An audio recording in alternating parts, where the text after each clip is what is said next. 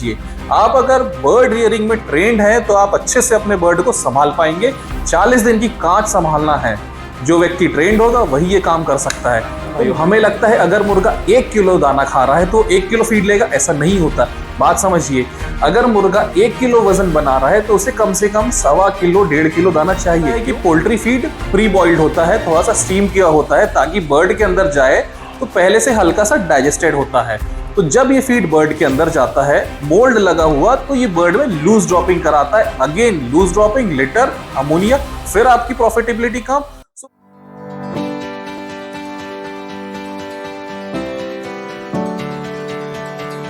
नमस्ते किसान भाइयों, केसरी फार्म के इस नए वीडियो में आप सबका स्वागत है। थोड़ा सा रिकैप करते हैं। पिछले वीडियो में हमने डिस्कस किया ग्रोइंग चार्जेस निकालना, उस ग्रोइंग चार्ज के बाद हम अपनी इनकम कैसे निकाल सकते हैं और क्या क्या पॉइंट्स कंपनी हमारे इंक्लूड नहीं करती है। सबसे बड़ा इंपॉर्टेंट पॉइंट है जो आपकी इनकम को इन्फ्लुएंस करता है, वो है एफसीआर। आइए आगे बढ़ते हैं वीडियो में। आज हम जानेंगे एफसीआर क्या होता है, क्यों इसका इंपॉर्टेंस है, इससे क्या अच्छी चीजें हो सकती है और क्या बुरी चीजें हो सकती है, और ये हमारी इनकम को किस तरह प्रभाव करता है। आगे बढ़ते हैं वीडियो। उसके पहले एक आपसे छोटी सी गुजारिश, आपके लाइक बटन दबाने से हमें और प्रेरणा मिलती है ताकि हम और अच्छी वीडियो लेकर आए। तो कृपया लाइक का बटन दबा दीजिए, और जो भी नए किसान भाई आए हैं, आप और इन्फॉर्मेटिव वीडियो चाहते हैं तो प्लीज इसे सब्सक्राइब कर लीजिए। सबसे पहले देखते हैं एफसीआर होता क्या है। कई किसान भाई अंग्रेजी नहीं जानते। ये अंग्रेजी के ये 3 लेटर क्या मायने रखते हैं जो हमारी जेब पे भारी पड़ जाता है। एफसीआर का मतलब होता है फीड कन्वर्जन रेशो। कई लोग बोलते हैं फीड कम्युनिकेशन रेशो, गलत है। कई लोग बोलते हैं फीड कन्वर्जिंग रेशो, वो भी गलत है। इसका सही मतलब होता है फीड कन्वर्जन रेशो। मतलब कि 1 किलो वजन लेने में मुर्गे ने कितना अनाज खाया। एक सिंपल लैंग्वेज में मतलब ये एक अनुपात है। रेशो का अंग्रेजी में मतलब हिंदी में अनुवाद होता है अनुपात। जो भी मैथ्स का एक्सपर्ट होगा वो मुझसे बेहतर जानता होगा। फीड इनटेक, कितना दाना मुर्गे ने खाया है और कितना वेट उसने लिया है। देखिए किसान भाइयों, हमें लगता है अगर मुर्गा 1 किलो दाना खा रहा है तो 1 किलो फीड लेगा, ऐसा नहीं होता। बात समझिए, अगर मुर्गा 1 किलो वजन बना रहा है तो उसे कम से कम 1.25 किलो 1.5 किलो दाना चाहिए। क्यों? 1 किलो तो उसका मसल बिल्डअप, बॉडी बिल्डअप में लग जाएगा। बाकी 50.5 केजी जो भी आप दे रहे हैं, 50% फीड, वो उसकी डेली एनर्जी मेटाबॉलिज्म में यूज हो जाता है। इसलिए पूरा का पूरा एफसीआर इक्वल कभी नहीं होता है। आपको मैं 3 इंपॉर्टेंट पॉइंट बताना चाहूंगा कि एफसीआर कहां पे क्यों इंपॉर्टेंट हो जाता है। थोड़ा सा ये वीडियो इंग्लिश और हिंदी दोनों में रहेगा, तो प्लीज आप लोग एडजस्ट कर लीजिए। पहला पॉइंट है प्रॉफिटेबिलिटी, यानी इकोनॉमिक वैल्यू। एफसीआर की क्या इकोनॉमिक वैल्यू होती है? मींस कि अगर एफसीआर सही रहा। देखिए, थोड़ी सी और जानकारी चाहिए। एफसीआर खाली ब्रॉयलर फार्मिंग में नहीं होता है। एफसीआर जितने भी लाइव स्टॉक फार्मिंग होती सभी में होता है। जो पशुपालक डेयरी करते हैं उनमें दूध के फॉर्म में एफसीआर निकलता है। जो पशुपालक गोट्री करते हैं मीट के फॉर्म में, डक पालते हैं उसके फॉर्म में, और जो शीप पालते हैं उनका वुल कितना निकलता है उसके फॉर्म में। तो जो भी पशुपालक लाइव स्टॉक में डील करते हैं, नॉट ओनली पोल्ट्री बर्ड्स, सभी के लिए एफसीआर बहुत इंपॉर्टेंट पॉइंट है। एफसीआर का सबसे पहला इंपॉर्टेंस है प्रॉफिटेबिलिटी। क्यों? क्योंकि एक सही अनुपात में खाया हुआ दाना और सही अनुपात में लिया हुआ वेट, सही अनुपात में वो वेट जब बिकता है मार्केट में तो आप एक अच्छा पैसा कमा सकते हैं। फॉर एग्जाम्पल, अगर आपका नॉर्मल एफसीआर जो हम पकड़ते हैं पोल्ट्री बर्ड्स में, वो 1.4 से 1.65 तक लेते हैं, जो कंपनियां बोलती हैं कॉन्ट्रैक्ट फार्मिंग की, और जो लिटरेचर ही बोलता है ये भी 1.4 से 1.7 की बात करता है।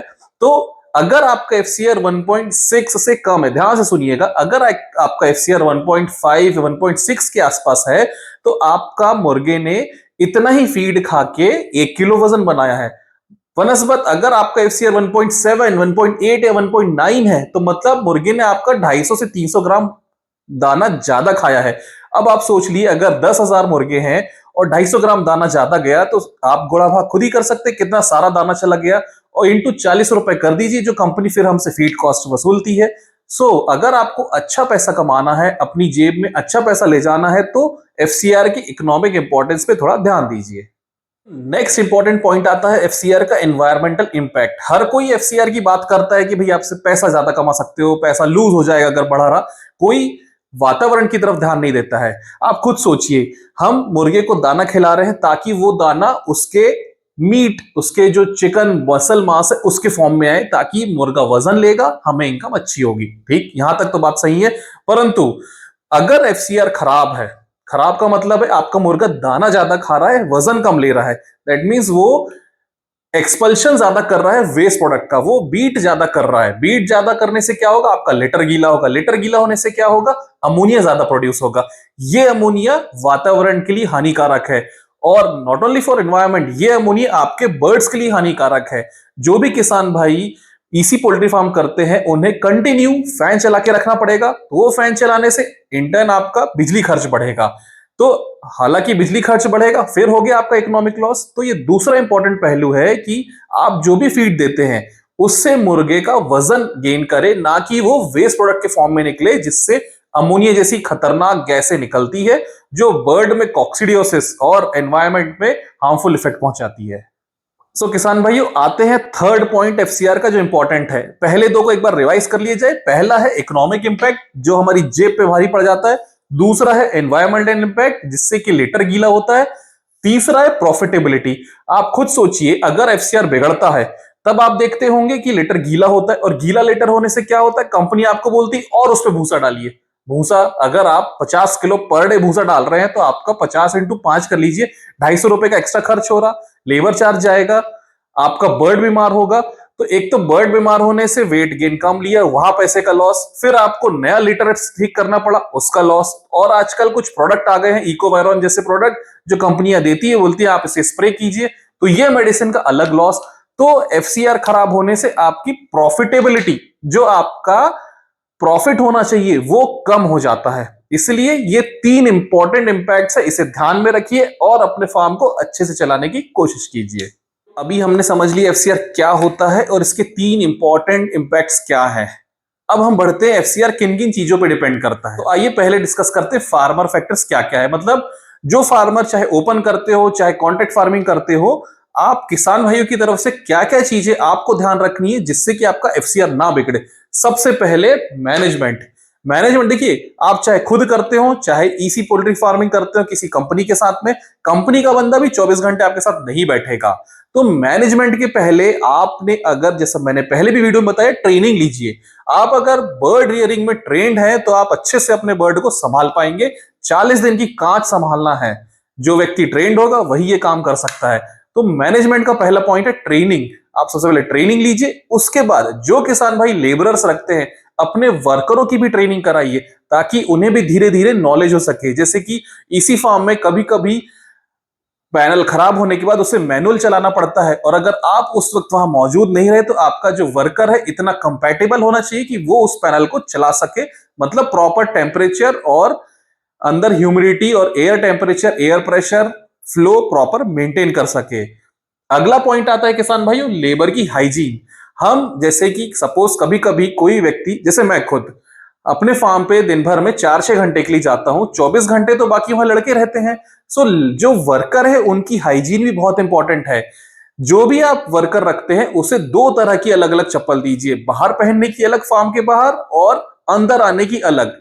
क्यों? उससे इकोलाई नहीं होगा। इकोलाई बहुत इंपॉर्टेंट पॉइंट है किसान भाइयों। क्यों? क्योंकि इकोलाई अगर आपके निपल लाइन के थ्रू बर्ड्स में चला गया या फिर कंटामिनेशन हो गया तो आपके बर्ड्स लूज ड्रॉपिंग करेंगे, वो वेट नहीं लेंगे। लूज ड्रॉपिंग से अगेन फिर वही साइकिल, अमोनिया बढ़ना, लेटर गीला होना, और आपकी प्रॉफिटेबिलिटी कम हो जाएगी। सो वर्कर्स की हाइजीन बहुत इंपॉर्टेंट है, साथ ही फार्म की हाइजीन भी इंपॉर्टेंट है। रूटीन आपके फार्म में रेकिंग करना, रूटीन स्प्रे करना प्रॉपर, ये सब बहुत इंपॉर्टेंट है, जिससे कि आपका जो बैक्टीरियल इन्फेक्शन है ये भी कवर होगा, जिससे आपका स्वास्थ्य और आपके बर्ड दोनों का स्वास्थ्य ठीक रहेगा। तीसरा इंपॉर्टेंट पॉइंट है किसान भाइयों, ड्रिंकिंग वाटर। मैंने पहले भी वीडियो में समझाया है कि साफ पानी आपके पोल्ट्री फार्म की जान है। क्यों? क्योंकि फीड तो कंपनी दे रही है, उसकी रिस्क उनकी है, लेकिन पानी की व्यवस्था आपको करनी है। तो साफ पानी बहुत इंपॉर्टेंट है। कई किसान भाइयों के पास बोर नहीं होती तो वो टैंकर से लाते हैं। तो आप जहां भी टैंकर से पानी ला रहे हैं, टैंकर साफ होना चाहिए। अगर आपने 70-80 लाख डाला है तो भैया 1-1.5 लाख का अपना स्वयं का टैंकर बनवा लीजिए ना, ट्रैक्टर तो किराए पे मिल ही जाता है। तो साफ टैंकर से पानी आए, टैंकर की रेगुलर सफाई हो।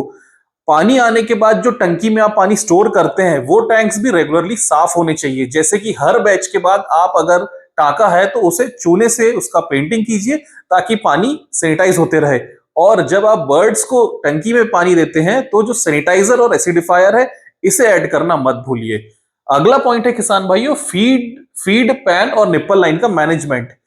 आपके पास वर्कर लगे हुए हैं, आप उन्हें सैलरी दे रहे हैं, तो उन वर्करों से काम निकलवाइए। जैसे निप्पल लाइन को डेली साफ कराइए, एक छोटी सी 1 इंच की ब्रश दे दीजिए, उन्हें एक कपड़ा दे दीजिए, डेली निप्पल लाइन को साफ करेंगे। क्यों? जैसे आपने कभी देखा होगा जब चिक्स 2-3 दिन के होते हैं, 7-8 दिन तक वो लोग भूसा को खूरते रहते हैं, जिसे हम कॉमन लैंग्वेज में बोलते हैं भूसे को। ये तो मुर्गियों की एक इनेट प्रॉपर्टी होती है कि कीड़ा ढूंढने की, बर्ड है क्योंकि वो, तो भूसा इस तरह फैलाने के कारण निप्पल लाइन में चले जाता है, क्योंकि निप्पल लाइन की हाइट कम होती है। उस समय वो स्ट्रॉ गीला हो जाता है, गीला होने के बाद स्ट्रॉ में बैक्टीरिया आ जाता है, फिर वही पानी आपके बर्ड के अंदर जाके उसकी हालत खराब करता है। सो निप्पल लाइन डेली क्लीनिंग का बहुत इंपॉर्टेंस है किसान भाइयों। तीसरा इंपॉर्टेंट पॉइंट है किसान भाइयों, ड्रिंकिंग वाटर। मैंने पहले भी वीडियो में समझाया है कि साफ पानी आपके पोल्ट्री फार्म की जान है। क्यों? क्योंकि फीड तो कंपनी दे रही है, उसकी रिस्क उनकी है, लेकिन पानी की व्यवस्था आपको करनी है, तो साफ पानी बहुत इंपॉर्टेंट है। अब हम बढ़ते हैं फीड पैन की तरफ। जो किसान भाई ओपन फार्मिंग करते हैं वो देखते होंगे जो उनके फीड के बर्तन है उस पे एक हरी लेयर जम जाती फीड डालने के बाद। क्यों? ये लेयर होती है मोल्ड की, जो फंगस जिसे कहते हैं। क्या होता है कि पोल्ट्री फीड प्री बॉइल्ड होता है, थोड़ा सा स्टीम किया होता है ताकि बर्ड के अंदर जाए, तो पहले से हल्का सा डाइजेस्टेड होता है। तो जब ये फीड बर्ड के अंदर जाता है मोल्ड लगा हुआ, तो ये बर्ड में लूज ड्रॉपिंग कराता है। Again loose dropping, litter, ammonia, फिर आपकी प्रॉफिटेबिलिटी कम। सो फीड पैन भी अच्छे से साफ करना फीड डालने के बाद जरूरी है। फीड पैन के बारे में मैं आपको एक छोटी सी और जानकारी दूं।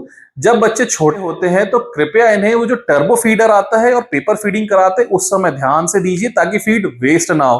क्योंकि फीड वेस्ट हुआ और बर्ड ने वेट नहीं लिया, ये भी एफसीआर को बिगाड़ेगा। सो जब भी आप फीड का पैन खरीदते हैं तो देखिए उसमें उतना ही फीड जाए जितना बर्ड आपका एक शेड्यूल में खा सके। सो इसका भी ध्यान रखना बहुत जरूरी है। होते हैं अगला हमारा इंपॉर्टेंट पॉइंट है litre management and lightning. Litre यानी जो भूसा हम जो डालते हैं, धान की पराली, जो भूसा राइस हस्क जिसे बोलते हैं, उसका मैनेजमेंट बहुत इंपॉर्टेंट है। जहां से भी आप राइस हस्क खरीदते हैं कृपया सूखा हुआ भूसा खरीदें, नहीं तो भूसा भी एक ऑर्गेनिक मैटर है। गीला होने पे इसमें मोटे मोटे चकत्ते बन जाते हैं जिसमें फंगस होने लगती है, फिर यही फंगस आपके बर्ड की हालत खराब करेगी, उसका स्वास्थ्य खराब करेगी। सो लेटर हमें सूखा हुआ खरीदना है। लेटर को थोड़ा सा थिक लेयर बिछाइए, बरसात के सीजन में थिक होना चाहिए, समर सीजन में थिन लेयर भी चलेगी। कुल मिला के 250 ग्राम प्रति बर्ड लेटर की आवश्यकता होती है, ये एक स्टैंडर्ड है। आप अपनी इकोनॉमी के अनुसार इसे कम ज्यादा कर सकते हैं। लेटर मैनेजमेंट का दूसरा इंपॉर्टेंट पॉइंट है कि लेटर सूखा हुआ होना चाहिए। कई बार मुर्गा पानी पीता है, पानी नीचे गिर जाता है। लेटर को सुखाने के लिए डेली 24 घंटे में एक बार लेटर की रेकिंग कराइए। मतलब लेटर को हमें थोड़ा सा खोदना है ताकि नीचे का सूखा वाला ऊपर आ जाए और गीला वाला नीचे चले जाए। परंतु लेटर का रेकिंग सिर्फ आपको करना है 25 दिन तक। क्यों? क्योंकि फिर उसके बाद जब अंदर जाके आप रेकिंग करते हैं, बर्ड तब तक वेट ले चुका होता है, बर्ड डिस्टर्ब होता है, स्ट्रेस में आता है। कुल मिला के हमें रेकिंग प्रॉपरली करनी है, परंतु उतनी ड्यूरेशन करनी है तब तक जब तक बर्ड स्ट्रेस में ना जाए। किसान भाइयों, लाइटनिंग का इंपॉर्टेंस ऐसा है कि जैसे कंपनी आपको बोलती हो कि 24 घंटे लाइट ऑन रखिए, ब्रूडिंग के लिए पीली लाइट यूज कीजिए। आप खुद एक बात बताइए, अगर क्या आप लाइट की तरफ 24 घंटे देख सकते हैं? नहीं, आपकी आंखें भी चौंधिया जाएंगी। इसलिए लाइट का मैनेजमेंट बहुत इंपॉर्टेंट है। एक छोटा सा आपको आइडिया दे रहा हूं, जब भी आप फीड डालते हैं कृपया उस समय के लिए लाइट को बंद कर दीजिए। पहले आधा घंटे के लिए कीजिए, फिर आधा घंटे सुबह शाम कीजिए, फिर इसे धीरे धीरे 1 से 2 घंटे बढ़ाइए, ताकि 2 घंटे सुबह भी बंद हो जाए लाइट, 2 घंटे शाम को बंद हो जाए। परंतु इसी सिस्टम बंद नहीं करना है किसान भाइयों। नेक्स्ट इंपॉर्टेंट पॉइंट है फीड शेड्यूल, मतलब फीड कब कब डालना है। जब बर्ड आपके फॉर्म में चेक आते हैं उस समय तो आपको हर 2 से 3 घंटे पेपर फीडिंग करानी है। 48 घंटे बाद पेपर हटा दीजिए। फिर जब आप पैन में फीड डालते हैं तो फीड का एक शेड्यूल बनाइए। शेड्यूल बनाने के लिए इसलिए बोल रहा हूं कि मुर्गे को फीड खाने के बाद टाइम दीजिए ताकि वो उसे एसिमुलेट कर सके। अगर वो फीड एसिमुलेट नहीं होगी तो अनडाइजेस्टेड फीड लिटर में जाएगा, बीट के फॉर्म में निकलेगा। हम चाहते हैं कि जो भी फीड बर्ड खा रहा है उसको पचाने के लिए उसे टाइम दिया जाए। तो फीड का आपके फार्म में एक शेड्यूल बनाइए। जब बर्ड बड़ा हो जाता है, वेट गेन कर लेता है, सपोज आपको एक दिन में 40 बैग लग रहे हैं, तो दिन में 3 बार फीड डालिए, जैसे कि कम से कम 12-13 बैग सुबह, फिर दोपहर में 12-13 बैग, फिर रात में 12-13 बैग, ताकि बर्ड को समय मिल सके उस फीड को एसिमुलेट और डाइजेस्ट करने के लिए। अगला इंपॉर्टेंट पॉइंट है किसान भाइयों, फीड स्टोरेज। जैसा कि मैंने पहले वीडियो में बताया हूं, कई कंपनियां, नाम अभी भी नहीं लूंगा, जो 500-600 बैग एक साथ आपके पास लाके डंप कर देती है। देखिए, फीड है वो तो स्टीम्ड है, प्री बॉइल्ड है, मतलब उसमें मोल्ड जैसे कि एस्परजिलस, एफ्लाटॉक्सिन, ऐसे खतरनाक मोल्ड लगने के चांसेस बनते हैं। कई बार बारिश के सीजन में आपने देखा होगा, फीड में हरे हरे गत्ते बन जाते हैं। इस फीड को कृपया करके डिस्कार्ड कर दीजिए, अपने बर्ड्स को मत खिलाइए, वरना आपके बर्ड में ये हानिकारक बीमारियां लाएगा, लिवर खराब करेगा बर्ड का, अल्टीमेटली वो बर्ड मर जाएगा। इससे आपका अगेन एफसीआर अफेक्ट होगा। सो फीड स्टोरेज बहुत इंपॉर्टेंट है किसान भाइयों। ईसी फार्मर के पास में सभी जानते हैं कि एक हॉपर होता है जिसमें हम फीड डालते हैं। तो जब भी आप हॉपर में फीड डालते हैं, उस हॉपर को एक कपड़े से या एक ब्रश से साफ कर दीजिए, ताकि उसमें मोल्ड ना लगे। और जब भी आप के फार्म से फ्लॉक उठ जाता है, जब सफाई चलती है, तो एटलीस्ट हर दूसरे बैच में जो फीड के पैंट्स होते हैं, इन्हें डिटैच कीजिए लाइन से, और इन्हें प्रॉपरली वॉशिंग क्लीनिंग करा के फिर से लगाइए। क्यों? क्योंकि इनकी दरारों में फीड चिपका रहता है, जिसमें अगेन फंगस पलता है, और वही फंगस आपके बर्ड की बॉडी में जाके उसका लिवर खराब करता है। सो फीड का स्टोरेज और इसका मैनेजमेंट इतना ज्यादा इंपॉर्टेंट है हमारी एफसीआर के लिए। सो किसान भाइयों, अभी तक हमने जाना कि आपके मतलब फार्मर के क्या फैक्टर्स है जिससे एफसीआर अफेक्ट होता है। वीडियो को लंबा ना करते हुए मैं आपसे ये कहना चाहूंगा कि अगर आप चाहते हैं कि कंपनी के क्या क्या फैक्टर्स है जो आपके एफसीआर को अफेक्ट करते हैं, और एफसीआर को इंप्रूव करके आप कैसे इनकम कमा सकते हैं, तो कृपया हमारे वीडियो के अगले भाग का इंतजार कीजिए। और एक छोटी सी गुजारिश है कि अगर आप चाहते हैं कैसे हमारी इनकम इंप्रूव हो, तो आप कृपया इनकम लिख के कमेंट कर दीजिए, हम लोग नया वीडियो लेके जल्द प्रस्तुत हो जाएंगे। और आखिरी लाइन मत भूलिए, इसे लाइक, शेयर और सब्सक्राइब कीजिए। धन्यवाद।